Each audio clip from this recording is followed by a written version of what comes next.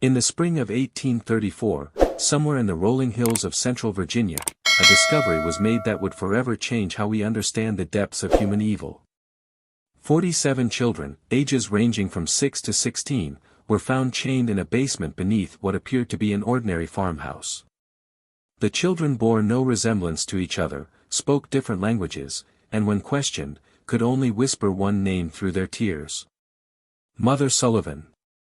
The local sheriff's report, buried for over a century in the Henrico County archives, described scenes so disturbing that 3 of the investigating officers resigned from duty within a week. What makes this case truly haunting isn't just the horror of what was found, but the chilling realization that Constance Sullivan had been operating her twisted enterprise for over 2 decades without detection. The children called her mother, but the truth behind that title would prove far more sinister than anyone could have imagined. Before we continue with the story of the Sullivan family and their unspeakable secrets, I want to ask you something important. This channel isn't for everyone, only for the bravest souls who dare to confront the darkest chapters of American history. If you've made it this far, you're not like most people. You understand that some truths are too horrifying to ignore, no matter how much they disturb us. So, hit that subscribe button and join our community of true mystery seekers. And tell me in the comments, what state are you listening from? Are you brave enough to hear stories like this from your own backyard?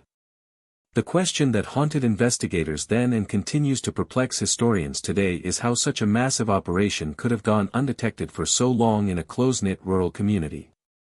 The Virginia of 1834 was a land caught between 2 worlds. The old plantation system still dominated the social landscape while whispers of industrial change drifted down from the north. In this environment, the small farming community of Millbrook, a collection of perhaps 50 families spread across the gentle slopes of Henrico County, represented the typical American rural settlement of the era. Most residents farmed tobacco or corn, traded at Henderson's general store, and gathered for social events at the one-room schoolhouse that doubled as a community meeting hall. The Sullivan property sat on the outskirts of this community, a modest 2-story wooden farmhouse surrounded by nearly 200 acres of prime agricultural land.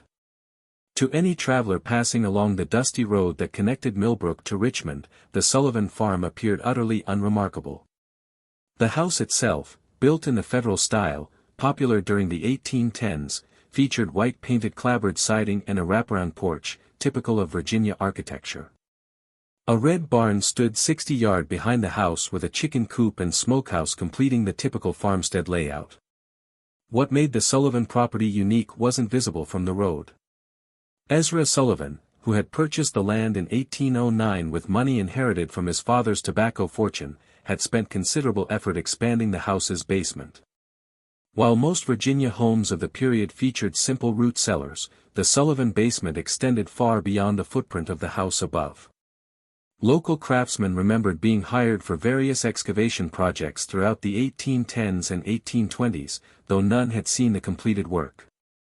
Ezra paid well and in cash, asking only that the workers focus on their assigned sections rather than the overall project.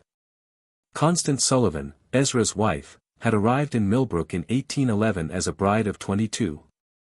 Neighbors remembered her as a handsome woman with dark hair and an unusually soft voice.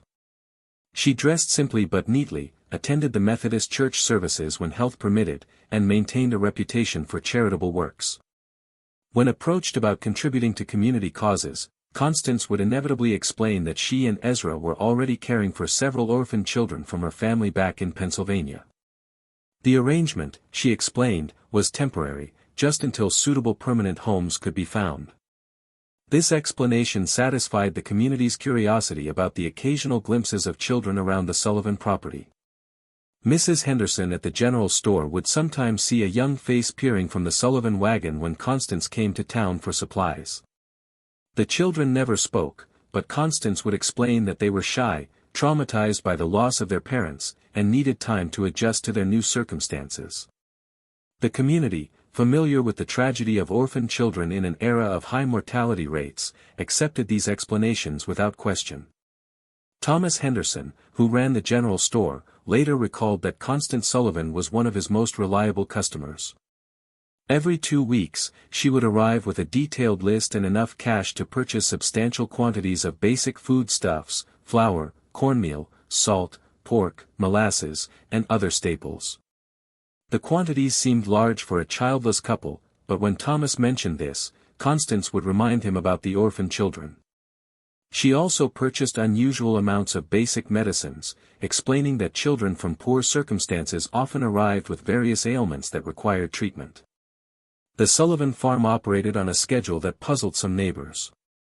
While most farming families rose with the sun and worked until dusk, activity at the Sullivan property often continued well into the evening. Lights could be seen in the farmhouse windows at unusual hours, and the sound of hammering or construction work sometimes echoed across the fields during the night. When asked about these activities, Ezra would explain that he was making improvements to accommodate the growing number of children in their care. Dr. Marcus Whitfield, the traveling physician who served the Millbrook area, remembered being called to the Sullivan farm on several occasions during the 1820s and early 1830s. Each time he was told that one of the orphan children had fallen ill and needed medical attention. However, Dr. Whitfield was never permitted to examine the children directly. Instead, Constance would describe the symptoms and request specific medications. When the doctor insisted on seeing his patients, Constance would explain that the children were too frightened of strangers, too traumatized by their experiences to allow examination by unfamiliar men. The deception was so complete that even the local pastor, Reverend Samuel Matthews, believed in the Sullivan family's charitable work. During his occasional visits to the farm, Reverend Matthews would praise Constance and Ezra for their Christian compassion in caring for so many unfortunate children. He offered to help find permanent homes for the orphans, but Constance would always explain that she was already in correspondence with relatives in Pennsylvania who would eventually take the children.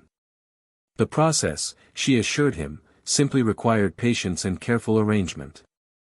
What none of the community members realized was that Constance Sullivan had been perfecting her deception for over 2 decades. The orphan children were not temporary residents awaiting placement with loving families. They were prisoners, purchased, kidnapped, or lured from their families across multiple states, held in conditions that would make hardened criminals weep with horror. The discovery that would expose the Sullivan family's horrific secrets began with a series of seemingly unrelated incidents in the early months of 1834. February had been unusually harsh, with temperatures dropping well below freezing for weeks at a time. The bitter cold that gripped Virginia that winter would prove to be both a blessing and a curse for the 47 children trapped beneath the Sullivan farmhouse. On February 23, 1834, a traveling merchant named Jacob Stern was making his way from Richmond to Charlottesville when a violent snowstorm forced him to seek shelter. The Sullivan farm, being the closest building visible from the road, seemed like a natural choice for emergency accommodation. Ezra Sullivan, despite his obvious reluctance, could hardly refuse hospitality to a stranded traveler during such dangerous weather. Stern later described the evening as uncomfortably tense. Constance Sullivan served a simple meal of cornbread and salt pork, but conversation was stilted and awkward. The Sullivans seemed nervous, constantly exchanging glances and starting at every sound. When Stern asked about the children he had been told lived on the farm, Constance explained that they were all sleeping and mustn't be disturbed. The children, she said, had been ill with fever and needed their rest. What disturbed Stern most was the sound. Throughout the night, as he lay on a makeshift bed in the Sullivan parlor, he could hear what sounded like muffled crying coming from beneath the floor. When he mentioned this to Ezra the next morning, Sullivan claimed it was probably just wind whistling through gaps in the foundation. The sound was common in old houses, especially during cold weather. Stern accepted this explanation, but something about the Sullivans' manner continued to trouble him. The second incident occurred 3 weeks later on March 15. Mary Catherine Flynn, a young Irish immigrant traveling with her family to seek work in the tobacco fields around Richmond, became separated from their group during a river crossing. Exhausted and frightened, she made her way to the Sullivan farm. As darkness fell, Constance Sullivan took her in, offering food and shelter for the night. Mary Catherine was never seen alive again. When her family reported her missing to the sheriff in Richmond, they described their last known location and the direction Mary Catherine had been heading. A search party was organized, but the vast expanses of Virginia wilderness made finding a single missing person nearly impossible. The search was called off after a week and Mary Catherine Flynn was presumed to have died of exposure or been killed by wild animals. The final incident that would lead to the discovery occurred on April 2, 1834. A local farmer named William Hutchinson was hunting rabbits in the woods that bordered the Sullivan property when he heard something that stopped him cold. From somewhere near the Sullivan farmhouse came the sound of children screaming. Not the ordinary cries of youngsters at play, but raw, desperate shrieks of pure terror. Hutchinson crept closer to investigate, hiding behind a stand of oak trees about 50 yards from the Sullivan house. For nearly an hour, he watched and listened. The screaming continued intermittently, always seeming to come from beneath the house rather than from inside it. At one point, he saw Ezra Sullivan emerge from what appeared to be a cellar door on the side of the house. Sullivan looked around nervously, then disappeared back underground. When Hutchinson reported what he had witnessed to his neighbors, opinions were divided. Some suggested that the orphan children might be more troubled than the Sullivans had indicated, perhaps requiring discipline or medical treatment that could be distressing. Others, however, began to remember odd details that hadn't seemed important before. The unusual amounts of food Constance Sullivan purchased, the strange sounds neighbors occasionally heard at night, the fact that none of the supposed orphans had ever been seen in town or at community gatherings. Sheriff Benjamin Crawford, a veteran lawman who had served Henrio County for over 15 years, initially dismissed the concerns as neighborhood gossip. However, when William Hutchinson approached him directly and insisted on filing a formal complaint, Crawford agreed to investigate. The law required him to follow up on reports of potential child abuse regardless of his personal opinion of the accusers. On the morning of April 8, 1834, Sheriff Crawford rode out to the Sullivan farm, accompanied by his deputy Marcus Webb. They arrived just after sunrise, expecting to conduct a routine inspection that would put the community rumors to rest. Constance Sullivan met them at the door, her manner calm and welcoming. She invited the officers inside for coffee and expressed concern about the gossip circulating in the community.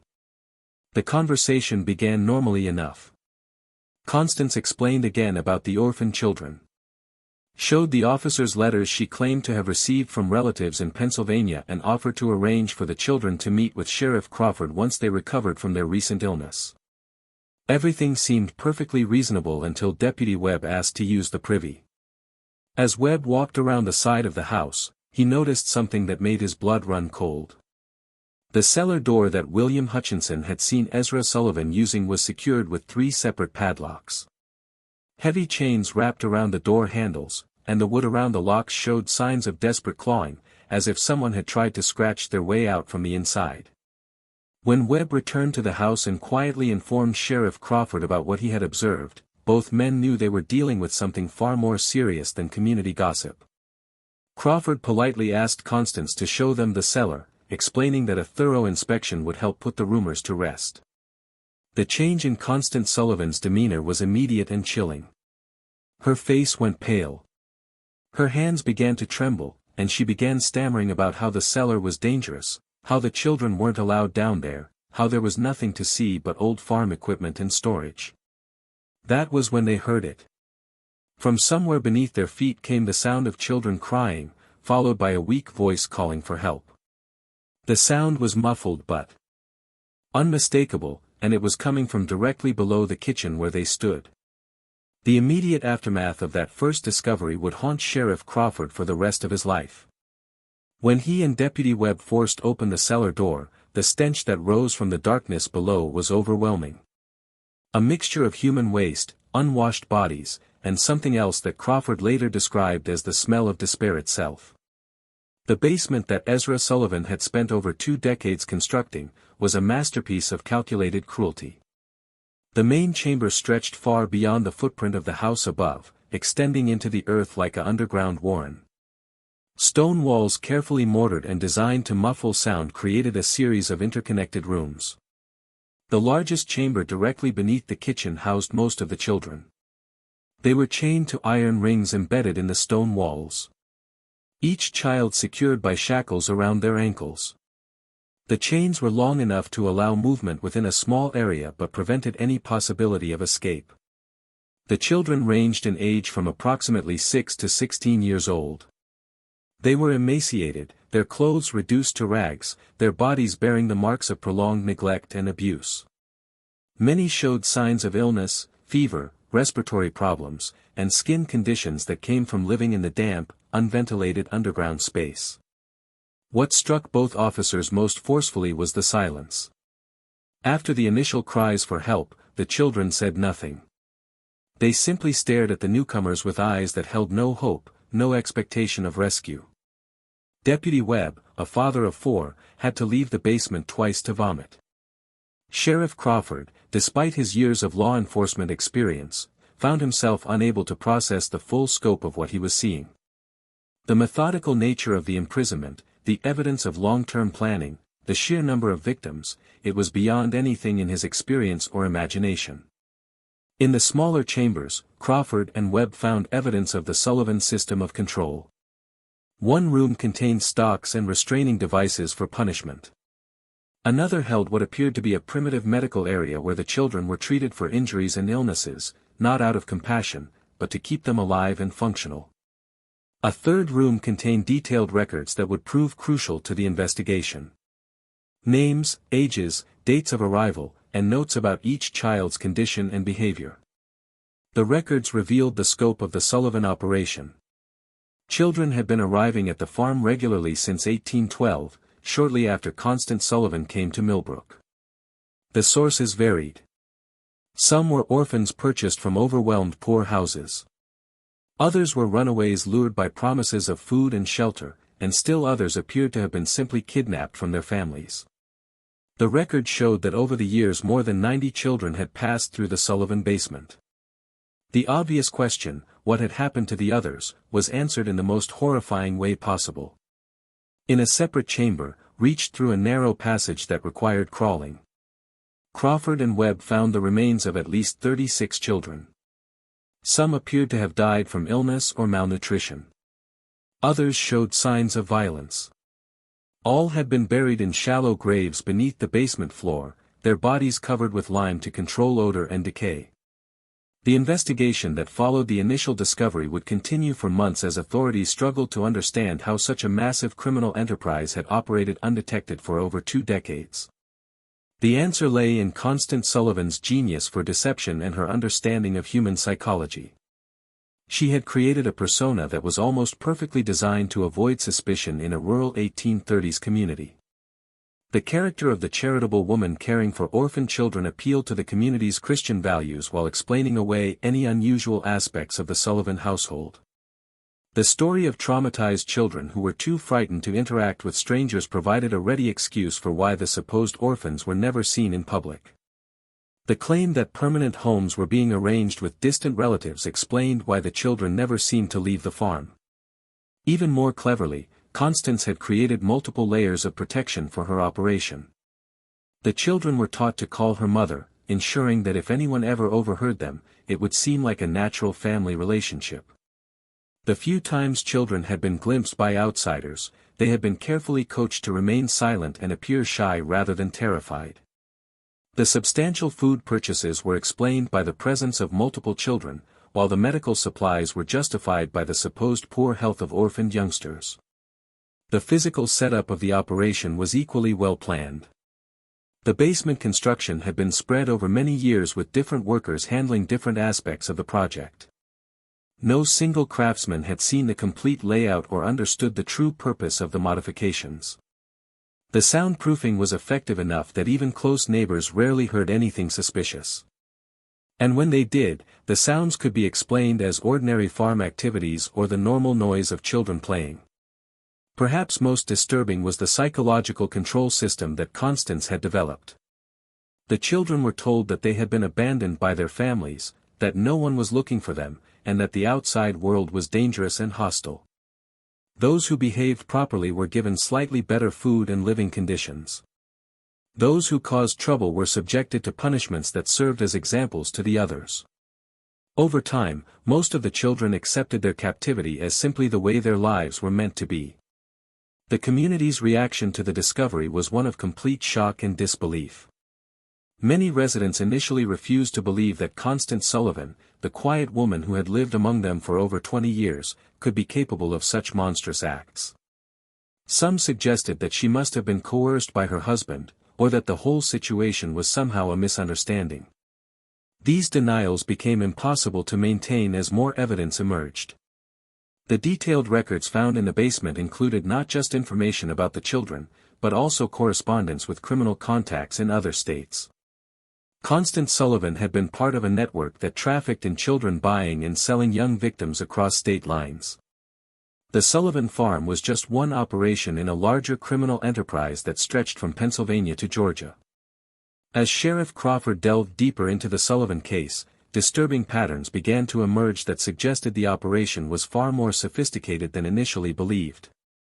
The correspondence found in the basement revealed that Constance Sullivan had been in regular contact with at least 12 other individuals across 5 states, all apparently involved in similar activities. The letters, written in a simple code that was eventually deciphered, discussed merchandise deliveries and quality control in language that clearly referred to human trafficking. One letter, dated just 3 months before the discovery, came from someone identified only as a Morrison in Philadelphia. Morrison wrote that he had 6 new items of varying ages and conditions that would be suitable for your requirements. The letter included detailed descriptions of the children, their approximate ages, and their physical conditions. Most disturbingly, it included notes about their temperaments, which children were compliant, and which might require additional training. The financial records painted an even more horrifying picture. Constance Sullivan had been paying between $50 and $200 per child, depending on age and condition. She had also been receiving payments from other locations, suggesting that the Sullivan farm served as both a destination and a distribution point for trafficked children. The total amount of money involved was staggering for the time period. Over $8,000 in transactions over 2 decades, equivalent to several hundred $000 in modern currency. Dr. Marcus Whitfield, the traveling physician who had been called to the Sullivan farm on several occasions, became a key witness as the investigation expanded. Under questioning, he revealed that Constance Sullivan had always been unusually specific about the medications she requested.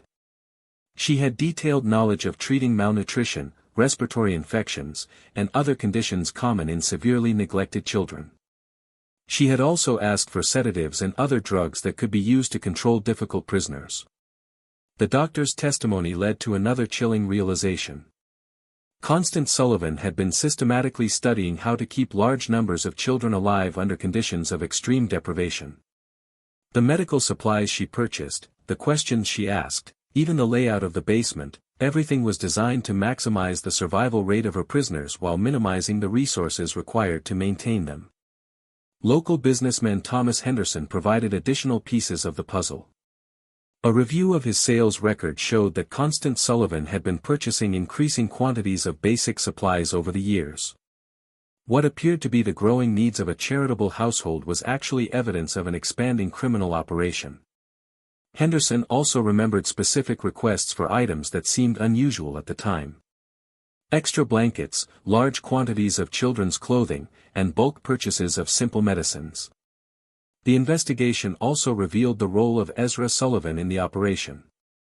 While Constance appeared to be the mastermind, Ezra was responsible for the physical maintenance of the prison and the handling of the children. Several of the surviving victims, when they were finally able to speak, described him as the enforcer who carried out punishments and maintained discipline. His construction work on the basement hadn't been just expansion. It had been constant refinement of a system designed to hold human beings in captivity. The most disturbing revelation came from analyzing the records of children who had disappeared from the Sullivan farm over the years. The ledgers showed that some children had been transferred to other locations, suggesting a network of buyers and sellers across multiple states. Others had been marked as unsuitable or problematic entries that corresponded with the remains found in the basement burial chamber. The scope of the investigation expanded as authorities in other states began examining their own unsolved disappearances. Missing children reports from Pennsylvania, Maryland, North Carolina, and South Carolina showed disturbing similarities. Many of the missing children fit the profile of those found at the Sullivan farm. Poor, orphaned, or from families that were unlikely to have resources to search for them extensively. Federal marshals were called in to coordinate the multi-state investigation. This was unprecedented for the time period as most law enforcement was strictly local. The Sullivan case represented one of the first major criminal investigations to cross state lines and involve federal authorities. The legal implications were complicated by the fact that many of the crimes had occurred in different jurisdictions under different laws. As weeks passed, more survivors began to tell their stories. The accounts were remarkably consistent, describing years of imprisonment, systematic abuse, and psychological manipulation. The children described how new arrivals were broken in, subjected to isolation, punishment, and indoctrination until they accepted their fate. They spoke of a complex hierarchy among the prisoners, with older children given minor privileges in exchange for helping to control younger ones. The survivors also revealed the extent of Constance Sullivan's psychological manipulation. She had convinced many of the children that they were worthless, that their families had sold them or abandoned them, and that they deserved their treatment. Some of the older children, who had been imprisoned for years, initially resisted rescue efforts because they had been conditioned to believe that the outside world was even more dangerous than their captivity. The investigation uncovered evidence of Sullivan's methods for acquiring victims. She had developed relationships with corrupt officials at poor houses and orphanages who would provide children in exchange for payments. She had also cultivated contacts among criminal elements in major cities who could identify vulnerable children, runaways, street orphans, and others who wouldn't be missed immediately. Perhaps most chillingly, the records showed that the Sullivan operation had been expanding in recent years. The number of children being held had increased, and there were plans in the correspondence for establishing similar facilities in other locations. The discovery at the Sullivan farm had apparently interrupted a criminal enterprise that was on the verge of becoming a much larger operation. The breakthrough that would lead to the complete exposure of the Sullivan network came from an unexpected source. Among the surviving children was a girl named Rebecca, approximately 14 years old, who had been held longer than any of the others. Unlike the other children who had been broken by their ordeal, Rebecca had maintained a spark of defiance and an extraordinary memory for details. Rebecca had been kidnapped from her family's farm in Pennsylvania in 1829 when she was just 9 years old. She remembered everything about her capture, how a woman claiming to be a distant relative had arrived at their farm, how she had been lured away with promises of sweets and a ride to town, how she had awakened chained in the Sullivan basement. More importantly, she remembered every conversation she had overheard between Constance Sullivan and the various visitors who had come to the farm over the years. Rebecca's testimony revealed that the Sullivan operation was just one part of a much larger network. She had heard Constance discussing other farms, other locations where children were being held. She remembered names, dates, and details about shipments of children being moved between different facilities. Her information provided law enforcement with their first comprehensive picture of the scope of the criminal enterprise. The most significant revelation came when Rebecca described a visit that had occurred just 2 weeks before the discovery. A well-dressed man had arrived at the farm in an expensive carriage accompanied by 2 other men. Rebecca had been selected along with 3 other children to be inspected by the visitors. The man had examined them carefully, checking their teeth, their muscle tone, and their general health like a buyer evaluating livestock. The visitor had ultimately decided not to purchase any of the children, complaining that they were too damaged for his purposes. However, he had left behind a letter containing detailed specifications for the type of children he wanted to purchase. The letter, which was found among Constance Sullivan's papers, described requirements for children of specific ages, physical characteristics, and temperaments. The language was cold and businesslike, discussing human beings as commodities to be bought and sold. The letter was signed H. Blackwood and included a return address in Charleston, South Carolina. When authorities investigated, they discovered that Henry Blackwood was a wealthy plantation owner who had been purchasing children for years, ostensibly as household servants, but actually for purposes that the investigation would reveal to be even more sinister than the Sullivan operation. The Blackwood connection opened up an entirely new dimension of the case. Southern plantation owners, it appeared, had been using the child trafficking network to acquire workers who would be completely under their control. Unlike enslaved people who had some legal protections and whose disappearance might be noticed, trafficked children could be worked to death with no legal consequences. They had no families to search for them, no legal status to protect them, and no hope of escape. The investigation of the Blackwood connection revealed that several other prominent Southern families had been involved in similar purchases. The children were being used not just as laborers, but as subjects for medical experiments, as targets for violent entertainment, and for purposes that the investigators found too disturbing to document fully in their official reports. As the scope of the criminal network became clear, the investigation faced increasing resistance from powerful interests. Several of the families involved in purchasing children had significant political connections and substantial resources to protect themselves. Threats began to be made against investigators, witnesses, and even the surviving children. Sheriff Crawford received anonymous letters warning him to drop the investigation. Deputy Webb was attacked by unknown assailants while walking home from work. Dr. Whitfield found his medical practice suddenly boycotted by several prominent patients. The pressure was clearly designed to intimidate law enforcement and prevent the full extent of the network from being exposed. The situation became even more dangerous when one of the surviving children, a boy named Timothy, who had been providing crucial testimony, disappeared from the temporary shelter where he was being housed.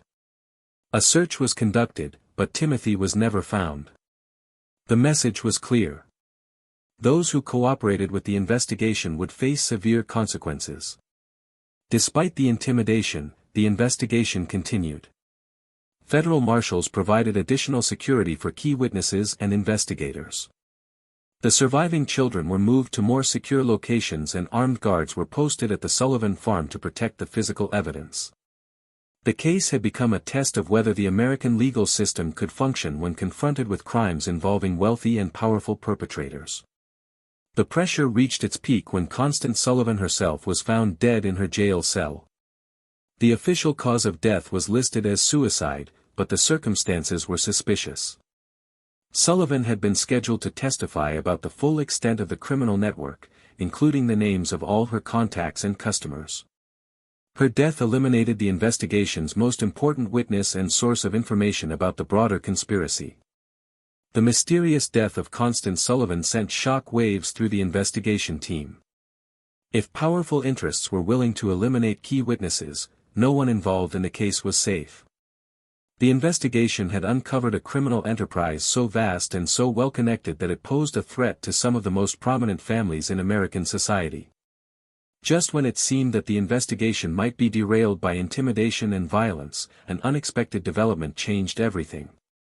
A former employee of Henry Blackwood, motivated by guilt over what he had witnessed, came forward with evidence that would blow the case wide open. The employee, a man named Samuel Pierce, had worked as an overseer on the Blackwood plantation and had detailed knowledge of the children who had been purchased from the Sullivan network. Pierce brought with him documents that proved the connection between the Sullivan operation and the Southern buyers. More importantly, he had witnessed the fate of many of the children who had been sold to plantation owners. His testimony would provide the final pieces of the puzzle and expose the full horror of what had been happening to America's most vulnerable children.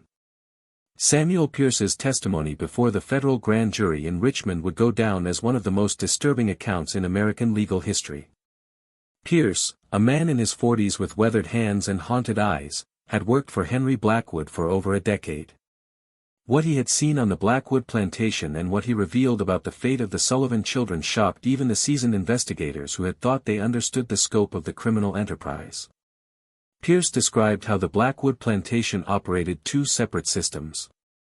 The main plantation used enslaved labor for cotton production, operating under the typical though brutal economic model of Southern agriculture. However, Blackwood had also established what Pierce called the experimental quarters, a separate facility where the trafficked children were held for purposes that had nothing to do with agricultural production. The children purchased from the Sullivan network were used as subjects for medical experiments that Blackwood conducted with several associates, including 2 physicians from Charleston Medical College. The experiments were designed to test the limits of human endurance, to study the effects of various drugs and treatments, and to satisfy the scientific curiosity of men who viewed the children as laboratory animals rather than human beings. Pierce's most damning testimony concerned the detailed records that Blackwood maintained of these experiments. The plantation owner had documented everything. The children's reactions to different treatments, their survival rates under various conditions, and the progression of diseases that were deliberately introduced to study their effects. The records showed that Blackwood and his associates had been conducting systematic torture disguised as medical research. The testimony revealed that at least 37 children from the Sullivan network had been sold to Blackwood over the years. Of these, only 4 had survived long enough to be transferred to other buyers. The rest had died as a result of the experiments, malnutrition, or the brutal working conditions in the experimental quarters. Their bodies had been buried in unmarked graves in a remote section of the plantation. Pierce also provided information about the broader network of buyers. He had been present at meetings where Blackwood discussed purchases with other plantation owners, wealthy businessmen, and even some politicians. The conversations he overheard revealed that the trafficking network extended far beyond what investigators had imagined. Children were being bought and sold across the entire country, with different buyers having different requirements and purposes. The most shocking revelation came when Pierce described a gathering he had witnessed in the fall of 1833. Blackwood had hosted what he called a demonstration for potential buyers from across the South. The event was designed to showcase the quality of the children available through the network and to demonstrate the various uses to which they could be put. Pierce's description of this gathering was so disturbing that several members of the grand jury had to leave the room. The demonstration had included displays of the children's ability to perform various types of work, their responses to different forms of punishment and control, and their suitability for different types of exploitation. The buyers had been encouraged to examine the children closely, to test their reactions, and to place orders for specific types of victims. The entire event had been conducted with the casual business-like atmosphere of a livestock auction. Pierce's testimony also revealed the financial scope of the network. The prices paid for children varied dramatically based on their age, physical condition, and intended use. Younger children who could be more easily controlled and conditioned commanded higher prices. Children with specific physical characteristics or abilities were sold at premium rates. The total amount of money involved in the network was estimated to be in the hundreds of thousands of dollars, a fortune for the time period. The investigation team used Pierce's information to coordinate raids on multiple locations across the South. Federal marshals working with local law enforcement simultaneously struck at plantations, warehouses, and other facilities where trafficked children were being held. The raids were conducted in secrecy to prevent the destruction of evidence and the escape of key perpetrators. The results of the coordinated raids were staggering. Over 100 additional children were rescued from various locations. Physical evidence was seized that documented the full extent of the trafficking network, including financial records, correspondence, and detailed logs of purchases and sales. Several prominent individuals were arrested, including Henry Blackwood, 2 physicians from Charleston Medical College, and a state legislator from Georgia, who had been one of the network's best customers. The evidence seized during the raids painted a picture of systematic evil that shocked the nation. The trafficking network had been operating for over 30 years, had involved dozens of major buyers and sellers, and had victimized hundreds of children. The level of organization and sophistication was unprecedented for any criminal enterprise of the time period. The medical experiments conducted by Blackwood and his associates were documented in horrifying detail. The record showed that the experimenters had deliberately infected children with diseases to study their progression, had tested various poisons and toxins, and had conducted surgical procedures without anesthesia or proper medical training.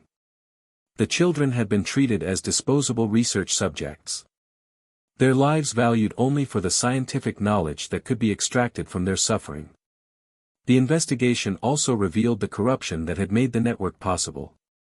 Officials at orphanages, poor houses, and local governments had been bribed to provide children or to ignore their disappearances. Judges had been paid to declare children abandoned or to approve adoptions that were actually sales. Even some law enforcement officials had been involved in covering up evidence and intimidating witnesses. The legal proceedings that followed would drag on for years as prosecutors struggled to bring justice to victims of crimes that had occurred across multiple states and jurisdictions.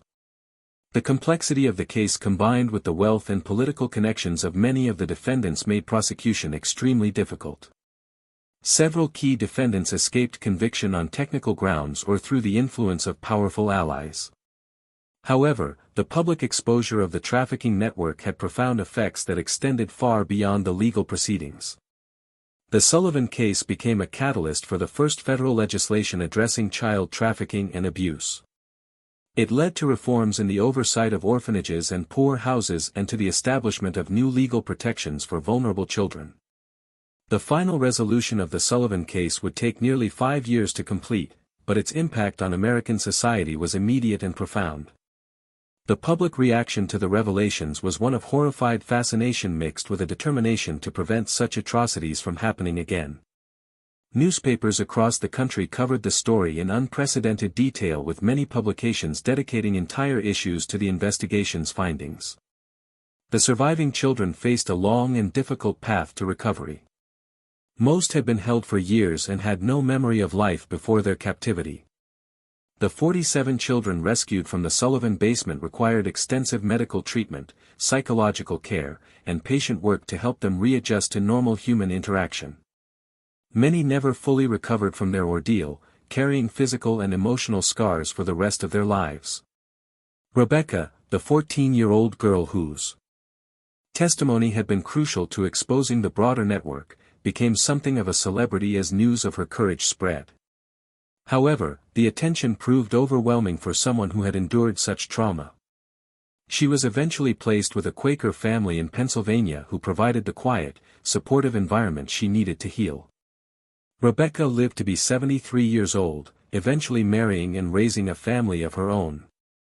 But she never spoke publicly about her experiences again after the trial testimony.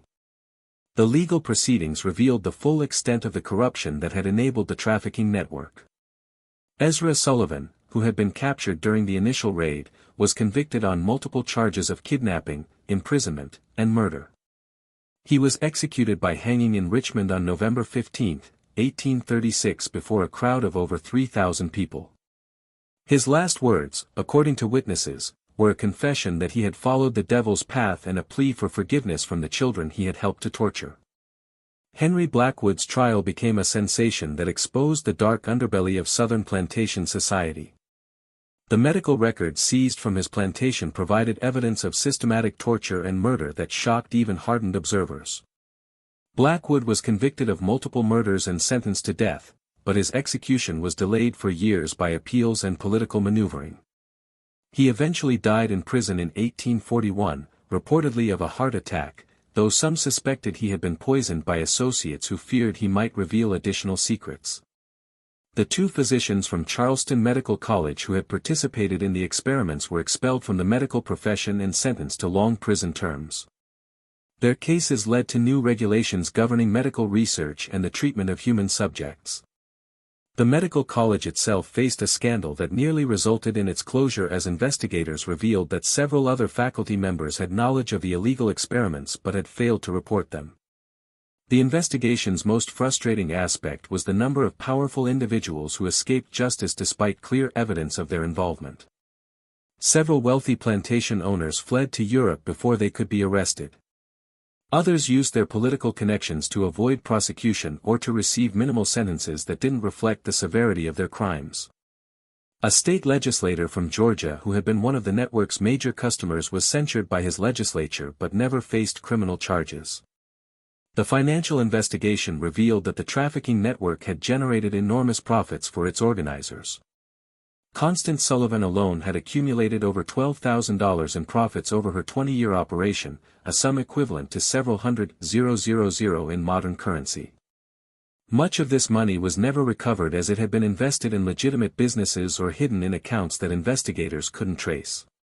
The Sullivan farm itself became a symbol of the horrors that had been uncovered. The property was seized by the government and eventually sold at auction, but no one wanted to live in a place associated with such evil. The house was demolished in 1845, and the basement was filled with concrete and sealed permanently. A small cemetery was established on the site to memorialize the children who had died there, though most of their names were never known. The case led to significant reforms in child welfare and protection. Virginia passed the first comprehensive child protection laws in American history, establishing government oversight of orphanages and requiring background checks for anyone seeking to adopt or care for large numbers of children. Other states quickly followed with similar legislation, creating the foundation for modern child welfare systems. The federal government also responded with new laws addressing interstate crimes and human trafficking. The Sullivan case had demonstrated the limitations of state-by-state law enforcement when dealing with crimes that crossed jurisdictional boundaries. New federal statutes gave marshals expanded authority to investigate and prosecute trafficking cases, establishing precedents that would prove crucial in later criminal justice developments. Perhaps most importantly, the case changed public awareness about the vulnerability of children and the need for systematic protection. The romantic notion of the charitable individual caring for orphan children was replaced by a more realistic understanding of the need for institutional oversight and legal safeguards. The phrase "another Sullivan case" entered common usage as a warning about the potential for abuse in situations involving vulnerable children. Dr. Marcus Whitfield, the physician who had unknowingly enabled the Sullivan operation through his medical consultations, dedicated the rest of his career to child welfare. He established free clinics specifically for orphaned and abandoned children and became an advocate for reforms in medical practice that would prevent physicians from being manipulated by criminals. His later writings on medical ethics were influenced heavily by his experience with the Sullivan case. Sheriff Benjamin Crawford, who had led the initial investigation, was promoted to federal marshal and spent the rest of his career pursuing similar cases. He became one of the first law enforcement officials to specialize in crimes against children, developing investigative techniques and procedures that would be used for decades. Crawford's detailed reports on the Sullivan case became required reading for law enforcement officers across the country.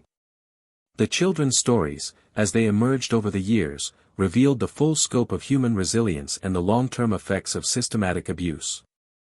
Some, like Rebecca, were able to build relatively normal lives with proper support and care. Others struggled with mental illness, addiction, and other problems that stemmed from their traumatic experiences. A few never recovered at all, dying young from complications related to their years of imprisonment and abuse. The network's correspondence, which had been preserved as evidence, provided investigators with information that led to additional cases for years after the initial discovery. Letters found in the Sullivan basement contained references to other operations, other victims, and other perpetrators. Some of these leads resulted in successful prosecutions, while others led to dead ends or situations where too much time had passed to gather sufficient evidence. One of the most haunting aspects of the case was the realization that the Sullivan operation had been just one part of a much larger system of exploitation that had existed largely undetected for decades. The investigation revealed that similar networks had operated in other parts of the country, that children had been bought and sold like commodities throughout American history, and that the legal and social systems had been inadequate to protect the most vulnerable members of society. The case also highlighted the role of community responsibility in preventing such atrocities. The residents of Millbrook, who had lived for 20 years next to one of the most horrific crime scenes in American history, struggled with guilt and self-examination. How had they failed to see what was happening? What signs had they missed or ignored? Could they have prevented the suffering if they had been more vigilant or suspicious? These questions led to broader discussions about the obligation of communities to watch out for their most vulnerable members. The Sullivan case became a cautionary tale about the dangers of accepting explanations without investigation, of respecting privacy when that respect enabled abuse, and of assuming that respectable appearances guaranteed moral behavior. The legacy of the Sullivan case extended far beyond the immediate legal and social reforms it inspired. The detailed documentation of the investigation, including the correspondence, financial records, and testimony, became an invaluable resource for understanding the history of crime and exploitation in America. Historians, criminologists, and social reformers would study the case for generations, using it to understand how systematic evil could flourish in apparently normal communities. In the end, the Sullivan family's reign of terror was brought to an end, not by sophisticated police work or advanced investigative techniques, but by the simple courage of ordinary people who refused to ignore obvious signs of trouble. William Hutchinson's decision to report what he had heard. Sheriff Crawford's willingness to take community concerns seriously, and Rebecca's determination to testify despite her trauma. These individual acts of moral courage were what ultimately exposed one of the most horrific criminal enterprises in American history. The basement where 47 children were found chained has been sealed for over a century. But the echoes of their suffering continue to remind us of the importance of vigilance, courage, and compassion in protecting those who cannot protect themselves. The Sullivan case stands as both a testament to human evil and a reminder of the power of individual conscience to overcome even the most entrenched systems of exploitation and abuse. If this story has given you chills, you understand why these dark chapters of American history must never be forgotten. Just when we thought we'd seen it all, the horror in places like the Sullivan farm intensifies our understanding of how evil can hide behind respectable facades. If this story is giving you chills, share this video with a friend who loves dark mysteries, hit that like button to support our content, and don't forget to subscribe to never miss stories like this. Let's discover together what other secrets lie buried in America's past. This mystery shows us that evil often wears the mask of respectability, and that the most horrific crimes can be committed by those who appear most normal to their communities. What do you think of this story? Do you believe everything was revealed, or are there still secrets buried in the Virginia hills? Leave your comment below. If you enjoyed this tale and want more horror stories like this, subscribe, Liturgy of Shadows, hit the notification bell, and share with someone who loves mysteries. The darkness of American history has many more secrets to reveal, and we'll be here to uncover them all. See you in the next video.